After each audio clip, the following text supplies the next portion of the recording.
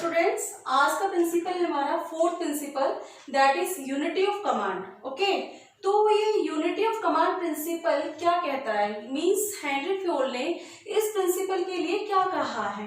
तो इस प्रिंसिपल का मीनिंग से पहले मैं आपको ना एक केस समझाती हूँ, एक एग्जांपल देती हूँ। देखो, यहाँ पर एक सुपीरियर है और यहाँ नीचे एक सबऑर्डिनेट है, ठीक है। तो इस सुपीरियर सबऑर्डिनेट को ऑर्डर दे रहा है, राइट। तो ये आराम से ऑर्डर को कंप्लीट कर रहा है, ओके, और इंस्ट्रक्शन इजीली फॉलो कर रहा है। और यहाँ पर देखो दो सुपीरियर हैं, एक सुपीरियर 1 एंड सुपीरियर 2, ये दोनों एक ही सबऑर्डिनेट्स को ऑर्डर दे रहे हैं। अब देखो ये ना कंफ्यूज हो गया कि मैं किसका ऑर्डर जो है फॉलो करूं, किसका इंस्ट्रक्शन फॉलो करूं। अच्छा, मैं एक केस बता देती हूँ फिर से आपको कि सपोज देखो एक सेल्स मैनेजर है या मार्केटिंग मैनेजर है और एक फाइनेंस मैनेजर है, ये दो सुपीरियर हो गए।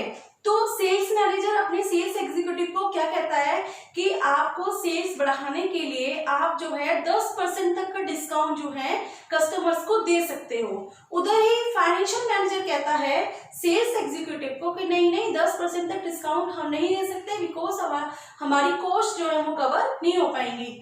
तो फाइनेंशियल मैनेजर कहता है सेल्स एग्जीक्यूटिव को कि आपको सिर्फ 5% तक का ही डिस्काउंट कस्टमर्स को देना है। तो यहाँ पर जो सबऑर्डिनेट है, जो सेल्स एग्जीक्यूटिव है, वो जो है कंफ्यूज हो रहा है कि मैं सेल्स मैनेजर की बात फॉलो करूं या सेल्स मैनेजर की इंस्ट्रक्शन फॉलो करूं या फाइनेंस मैनेजर की इंस्ट्रक्शंस फॉलो करूं, राइट। तो यहाँ पर सबऑर्डिनेट जो है कंफ्यूज हो जाता है। ओके, अगर यहाँ पर एक ही सुपीरियर हो और एक ही उसका सबऑर्डिनेट हो तो जो भी इंस्ट्रक्शन दे रहा है सुपीरियर, वहां पे सबऑर्डिनेट के लिए इजी हो जाता है कोई भी इंस्ट्रक्शन को फॉलो करना।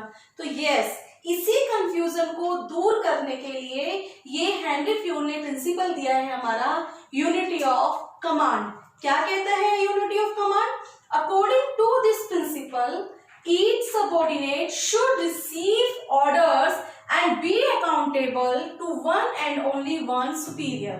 Okay, मतलब कोई भी सबऑर्डिनेट है ऑर्गेनाइजेशन में, कोई भी एम्प्लॉय है, उस एक एम्प्लॉय को, उस एक सबऑर्डिनेट को सिर्फ एक ही सुपीरियर से ऑर्डर रिसीव करने चाहिए और उसी सुपीरियर के टुवर्ड्स उसे अकाउंटेबल होना चाहिए। ओके स्टूडेंट्स, अब यहाँ पर अगर ड्यूअल सबऑर्डिनेशन होगा, मींस ड्यूअल सुपीरियर होंगे, तो that will create the confusion in the subordinates. Okay, and the most thing will create the confusion और conflict between the superiors also, means superior के बीच में भी कॉन्फ्लिक्ट हो जाएगा। क्योंकि अगर देखो सुपीरियर, यहाँ पर एग्जाम्पल की तरफ जाते हैं कि अगर सुपीरियर 1 का ये इंस्ट्रक्शन फॉलो करता है तो सुपीरियर 2 जो है जेलस करने लगेगा सुपीरियर 1 से, तो इनके आपस में क्या होगा, बिटरनेस आ जाएगा इनके आपस में और ऑर्गेनाइजेशन में डिसहार्मनी हो जाएगा। ओके, तो इसीलिए फिर फ्योल ने कहा है कि अगर ये प्रिंसिपल फॉलो नहीं होता है तो ऑथोरिटी अंडरमाइन हो जाएंगे, डिसिप्लिन जेपार्डी में आ जाएगा और स्टेबिलिटी जो है वो ऑर्गेनाइजेशन की थ्रेटन हो जाएगी।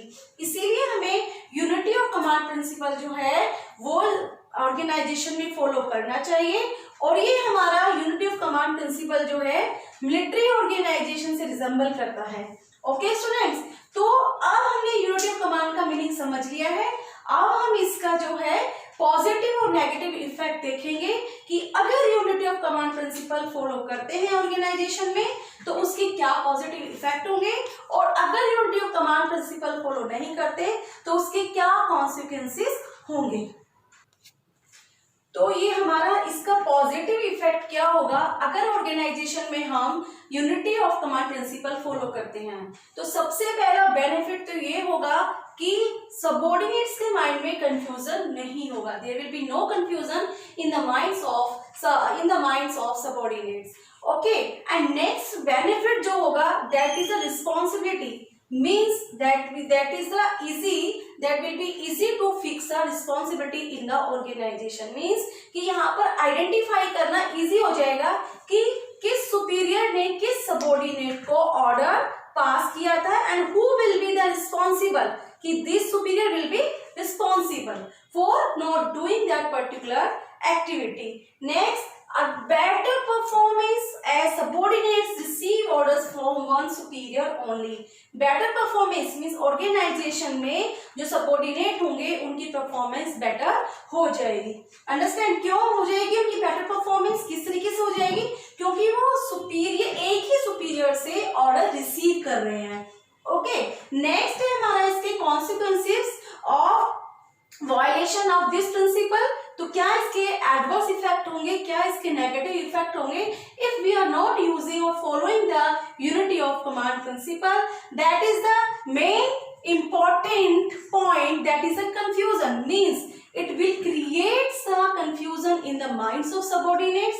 And next drawback, next negative point, next negative effect is it will be very difficult to fix the responsibility in the organization, and there will be the lack of the discipline in the organization. These are the negative effect or adverse effect in the organization if we are not following the unity of command principle. Okay students, तो हमारे Henry Fayol जी ने क्या कहा है इस principal के लिए कि each subordinate should receive orders and be accountable one and only one superior.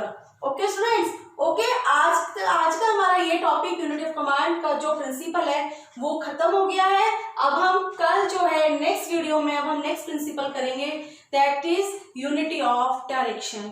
Okay students, thank you for watching this video.